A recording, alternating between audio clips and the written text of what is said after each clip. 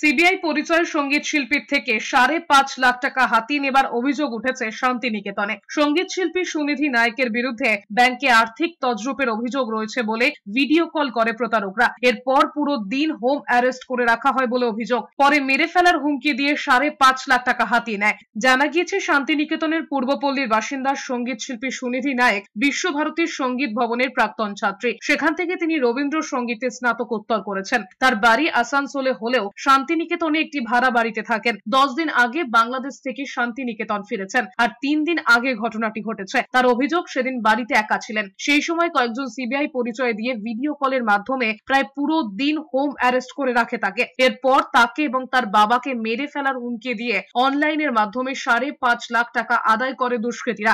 শান্তিনিকেতন থানায় অভিযোগ দায়ের করেছেন সঙ্গীত শিল্পী। আসলে আমাকে এবং আমার বাবাকে মার্ডারের হুমকি দিয়ে আমার ব্যাংক অ্যাকাউন্ট থেকে টাকা নেওয়া হয়। ফোন করে ওরা ফার্স্টে জানায় যে আমার নামে কোনো ক্রেডিট কার্ড তোলা হয় হায়দ্রাবাদ ব্যাংক থেকে, এবং আমি নাকি মানি লন্ডারিংয়ের কেসে যুক্ত। নরেশ গোয়েলের সাথে, নরেশ গোয়েল বলে কেউ একজন আছে, তার সাথে নাকি আমি মানি লন্ডারিংয়ের কেসে যুক্ত। তো এই বলে আসলে কনভারসেশন শুরু করা হয় that I am under arrest, I am suspect money লন্ডারিংয়ের কেসে। সো এটা নিয়েই কনভারসেশন আসলে শুরু হয় এবং শেষ হয় হচ্ছে আমার টাকা নিয়ে। করছি, ইনভেস্টিগেশন চলছে, সাইবার ক্রাইমেও চলছে, এখন দেখা যাক কি হয়।